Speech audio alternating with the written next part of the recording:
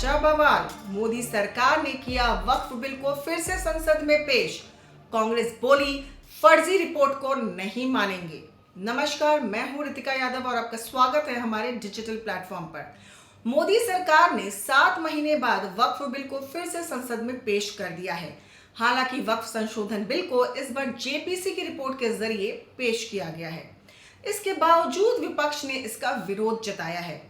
विपक्ष का कहना है कि सरकार ने जो बिल पेश किया है उससे डिसेंट नोट यानी कि असहमति के शब्द हटा दिए गए हैं।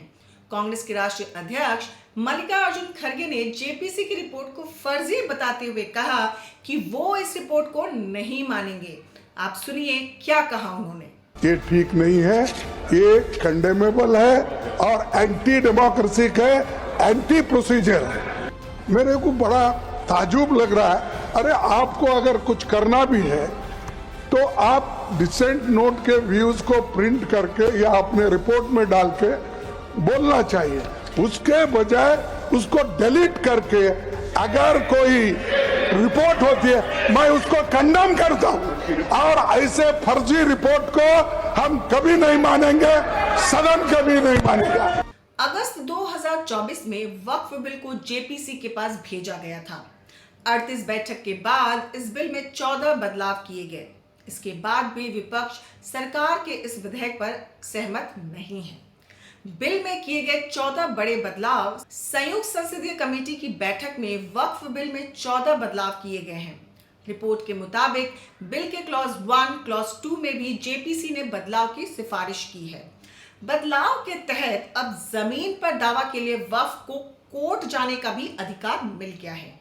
जेपीसी ने अपनी रिपोर्ट में कहा है कि वक्फ संपत्तियों को एक्ट के लागू होने के बाद 6 महीने में पोर्टल वामसी पर दर्ज करवाने की समय सीमा को बढ़ा दी जाए। जेपीसी ने ये सभी बदलाव की सिफारिश बहुमत के आधार पर किया है। फिर वक्फ बिल पर बवाल क्यों है? बिल का विरोध 2 वजहों से हो रहा है। पहली वजह, जेपीसी ने पुराने नियमों में कुछ फेरबदल कर दिया है।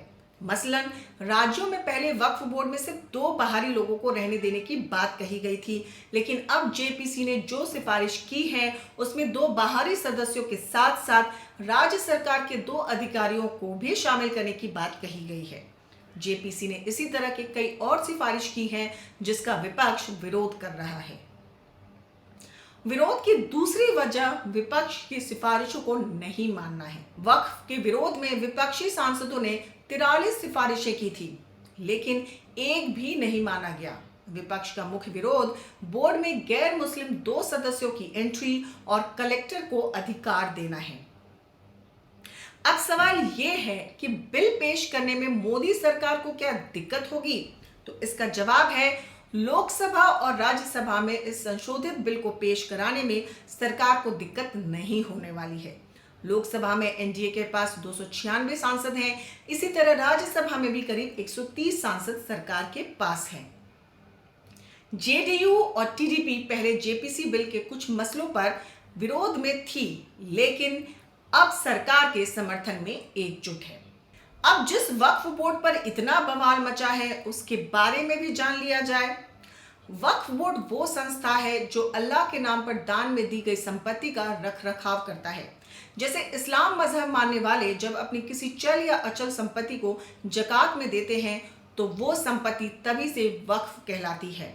जकात में दिए जाने के बाद इस संपत्ति पर किसी का मालिकाना अधिकार नहीं होता, उसे अल्लाह की संपत्ति माना जाता है और उसकी देखरेख वक्फ बोर्ड को दी जाती है। ये संस्थान उस संपत्ति से जुड़े सारे कानूनी काम को संभालती है, जैसे उसे बेचना, खरीदना, किराए पर देना आदि। एक बार यदि कोई व्यक्ति ये वक्फ को दे देता है तो फिर उसके बाद उसका उस संपत्ति को कभी वापस नहीं ले सकता। आजादी के बाद भारत में वक्फ एक्ट 1954 नेहरू सरकार लेकर आई थी। साल 1995 में एक्ट में कुछ संशोधन हुए।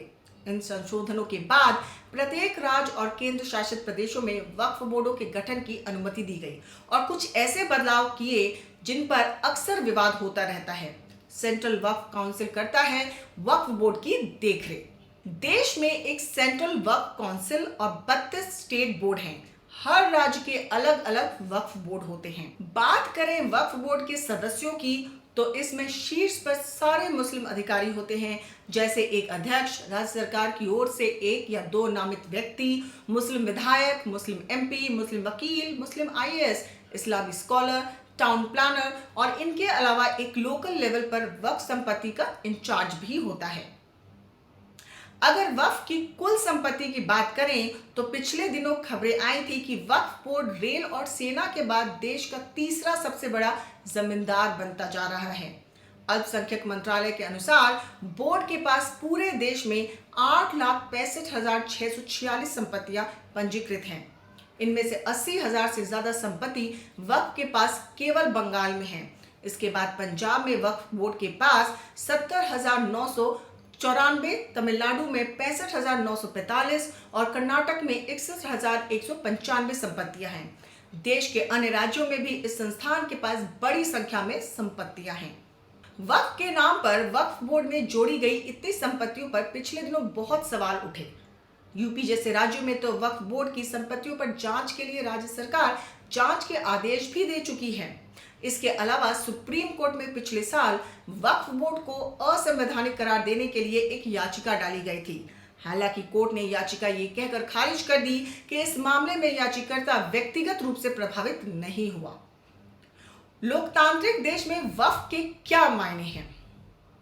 सुप्रीम कोर्ट में भले ही याचिका खारिज कर दी गई, लेकिन उठाए गए सवाल गलत नहीं थे।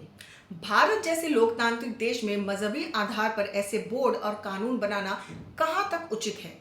पिछले ही दिनों ये खबर आई कि एक पूरे गांव पर वक्फ बोर्ड ने अपना अधिकार बता दिया है, जबकि लोग उस पर सालों से रह रहे हैं। जमीन पर मंदिर भी है। ये भेदभाव नहीं तो क्या है? किसी भी अन्य धर्म की संपत्ति से जुड़े मामलों पर सिविल कोर्ट सुनवाई कर लेता है, जबकि अगर किसी वक्फ की संपत्ति का विवाद है तो केवल ट्रिब्यूनल कोर्ट में सुनी जाती है। यानी अगर वक्फ कभी कहता है कि किसी गैर इस्लामी इंसान की जमीन भी उसके हिस्से में आती है तो उस व्यक्ति को ट्रिब्यूनल कोर्ट जाकर शिकायत करनी पड़ती है और देश में इन कोर्टों की संख्या मात्र 14 है।